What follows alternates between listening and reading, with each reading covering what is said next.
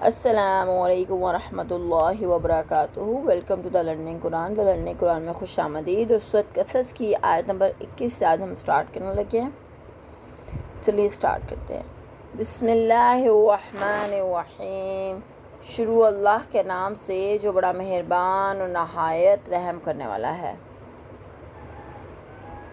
فخرج پس وہ نکلا، منہا وہاں سے، خائفا ڈرتے ہوئے، یترقب انتظار کرتے ہوئے، قال اس نے کہا، دعا کی، ربی اے میرے پروردگار، نجنی مجھے بچا لے، من سے قوم الظالمین ظالموں کی قوم۔ چنانچہ ڈرتے ڈرتے اور ہر طرف سے خطرے کو بھانپتے ہوئے وہ نکلے اور دعا کی، یا پروردگار مجھے ان ظالم لوگوں سے بچا لے۔ آیت نمبر 22۔ ولما اور جب توجہ اس نے رخ کیا، تلقاء طرف مدین مدین، قال کہا، عسیٰ امید ہے، ربی میرا رب، ان یہدینی کہ مجھے دکھائے، سواء السبیل سیدھا راستہ۔ پر جب انہوں نے مدین کی طرف رخ کیا تو کہنے لگے، امید ہے میرا پروردگار مجھے راستے میں ڈال دے گا۔ مدین یہاں سے 8-10 دن کی مسافت پر تھا اور فرعون کی حدود سلطنت سے باہر تھا۔ آپ نے اس مخلص ساتھی سے یہ اطلاع پاتے ہی مدین کا رخ کیا اور بچتے بچاتے خوب چکنے ہو کر وہاں سے نکل کھڑے ہوئے، اور ساتھ ہی اللہ تعالیٰ سے دعا کی، یا اللہ مجھے ان ظالموں کی دستبردار سے بچا لے اور ایسی راہ پر ڈال دے جو سیدھا مدین کو جاتا ہو، اور میں ان ظالموں سے بچ کر وہاں پہنچ سکوں۔ آیت نمبر 23۔ ولما اور جب ورد وہ آیا، ماء پانی، مدین مدین سے، وجدا اس نے پایا، علیہ اس پر، امتن ایک گروہ، منا سے الناس لوگ، یسقون پانی پلا رہے ہیں، ووجدا اور اس نے پایا دیکھا، من دونہم ان سے علیحدہ، امرأتین دو عورتیں، تذودان روکے ہوئے ہیں، قال اس نے کہا، ما خطبکما تمہارا کیا حال ہے، قالتا وہ دونوں بولی، لا نسقی ہم پانی نہیں پلاتے، حتی جب تک کہ یصدر واپس لے جائیں، رعاء چرواہے، وابونا اور ہمارے ابا، شیخ کبیر بہت بوڑھے ہیں۔ پھر جب مدین کے کنویں پر پہنچے تو دیکھا بہت سے لوگ اپنے جانوروں کو پانی پلا رہے ہیں، اور ان سے ہٹ کر ایک طرف دو عورتیں اپنی بکریوں کو روکے ہوئے کھڑی ہیں۔ موسیٰ نے کہا، ان سے پوچھا، تمہارا کیا معاملہ ہے؟ وہ کہنے لگیں، ہم اس وقت پانی پلا نہیں سکتی جب تک یہ چرواہے پانی پلا کر واپس نہ چلے جائیں، اور ہمارا باپ بہت بوڑھا ہے۔ جب 8 دن کی مسافت طے کرنے کے بعد حضرت موسیٰ علیہ السلام مدین کے کنویں پر پہنچ گئے، وہاں دیکھا کہ جانوروں کو پانی پلانے کے لیے کافی لوگ وہاں جمع ہیں۔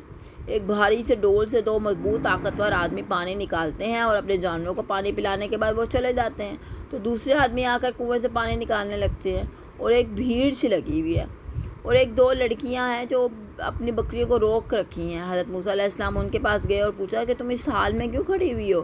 انہوں نے کہا، ہم اس انتظار میں ہیں کہ چرواہے اپنے جانوروں کو پانی پلا کر چلے جائیں تو بعد میں ہم پلا لیں گے، ہم ان بکریوں کو چرانے کے لیے لے جاتی ہیں، کیونکہ ہمارا باپ بہت بوڑھا اور کمزور ہے، وہاں آنے کے قابل نہیں ہے، نہ وہ پانی نکال سکتا ہے، نہ ہم اتنا بھاری ڈول نکال سکتی ہیں۔ چرواہے چلے جائیں تو ان کا بچا کھچا پانی ہم پلا لیں گی، یا بعد میں ڈول میں تھوڑا تھوڑا پانی نکال کر انہیں پلا دیں گی۔ فسقا تو اس نے پانی پلایا، لہما ان کے لیے۔ آیت نمبر 24۔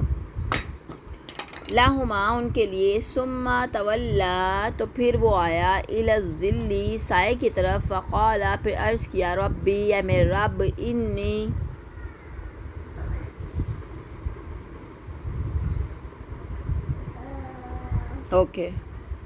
الی الظل سائے کی طرف، فقال پھر عرض کیا، ربی اے میرے رب، انی بے شک میں، لما اس کا جو، انزلتا تو اتارے، الیہ میری طرف، من خیر کوئی بھلائی نعمت، فقیر محتاج، چنانچہ موسیٰ علیہ السلام نے ان عورتوں کی بکریوں کو پانی پلا دیا، پھر ایک سائے دار جگہ پر جا بیٹھے اور کہا، میرے پروردگار، جو بھلائی بھی تو مجھ پر نازل کرے، میں اس کا محتاج ہوں۔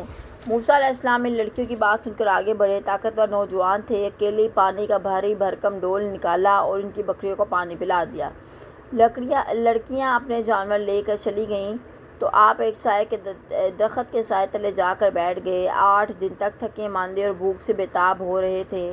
اللہ سے کھانا مانگا تو ایسا ادب و احترام کا انداز اختیار کیا جس سے پیغمبرانہ شان خوب نمایاں ہو جاتی ہے۔ فرمایا، اس وقت تیری طرف سے جو بھی مجھے بھلائی پہنچے میں اس کا محتاج ہوں۔ سبحان اللہ۔ فجاءتہ، ان کا نمبر 25۔ فجاءتہ، پھر اس کے پاس آئی، احداہما، ان دونوں میں سے ایک، تمشی، چلتی ہوئی، علی استحیاء، شرم سے، قالت، وہ بولی، ان، بے شک، ابی، میرے والد، یدعوک، تجھے بلاتا ہے، لیجزیک، تاکہ تجھے دے وہ، اجر، صلہ، ما سقیت، جو تو نے پانی پلایا، لنا، ہمارے لیے، فلما، پس جب، جاءہ، اس کے پاس گیا،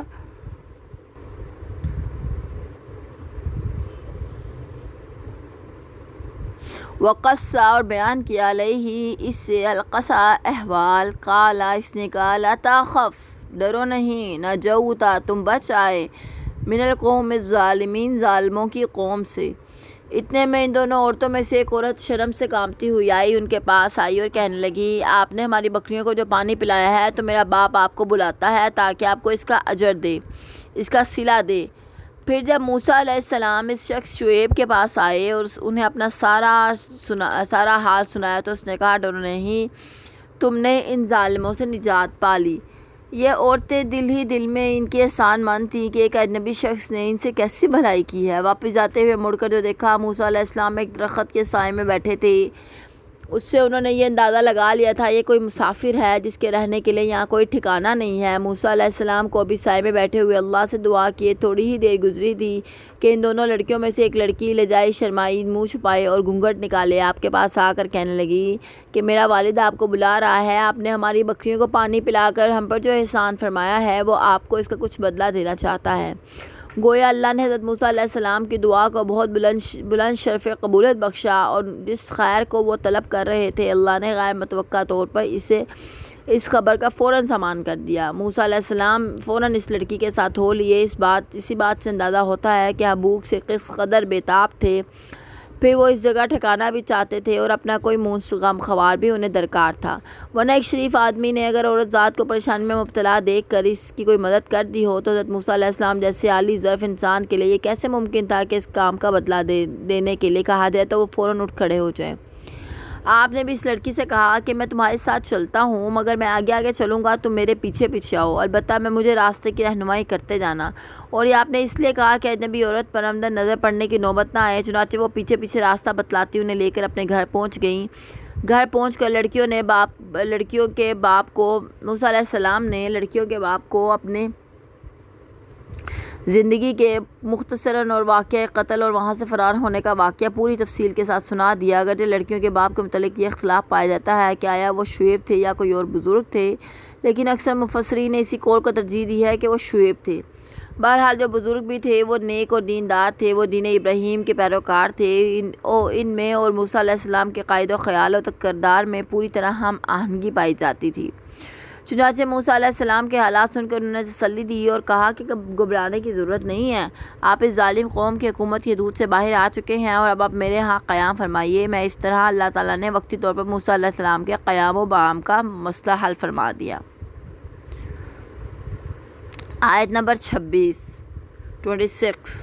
قالت، بولی وہ، احداہما، ان میں سے ایک، یا باتی، اے میرے باپ، استاجرہ، اسے ملازم رکھ لو، ان، بے شک، خیرہ، بہتر، منی، جو جسے استاجرتا، تم ملازم رکھو، القوی، طاقتور، الامین، امانت دار۔ ان میں سے ایک بولی، ابا جان، اسے اپنا نوکر رکھ لیجئے، بہترین آدمی ہے، آدمی جسے آپ نوکر رکھنا چاہیں وہی ہو سکتا ہے جو طاقتور اور امین ہو۔ حضرت شعیب کا کوئی لڑکا نہ تھا، بس 2 لڑکیاں تھیں جنہیں اندر اور باہر دونوں طرف کے کام کرنا پڑتے تھے، لہذا شعیب پہلے اس جستجو میں تھے کہ کوئی شریف آدمی مل جائے تو اسے ملازم رکھ لیا جائے۔ حضرت موسیٰ علیہ السلام کے چند روزہ قیام میں ہی گھر کے سب افراد نے حضرت موسیٰ کے متعلق یہ رائے قائم پر اتفاق کیا کہ اگر یہی پردیسی نوجوان ہمارے ہاں رہنا قبول کر لے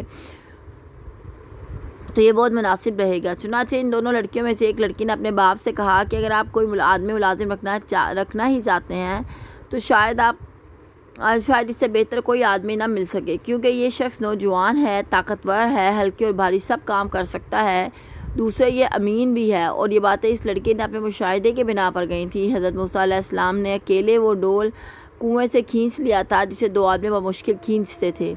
پھر وہ لڑکی جب انہیں گھر لانے کے لیے گئی تھی تو اسے اندازہ ہو گیا تھا کہ وہ کس قدر باحیا، دیانتدار اور خدا ترس آدمی ہے۔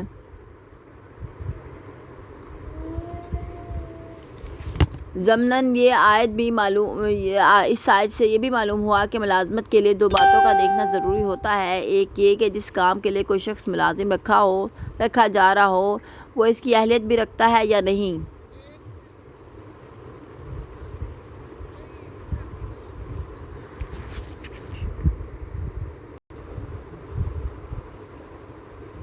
ضمناً اس آیت سے یہ بھی معلوم ہوتا ہے کہ ملازمت کے لیے 2 باتوں کا دیکھنا ضروری ہے، ایک یہ کہ جس کام کے لیے کوئی شخص ملازم رکھا جا رہا ہو وہ اس کی اہلیت بھی رکھتا ہے یا نہیں۔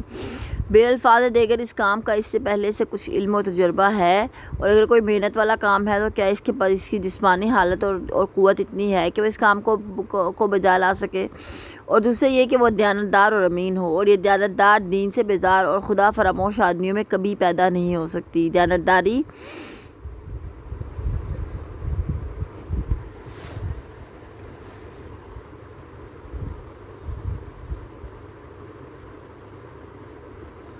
چھبیس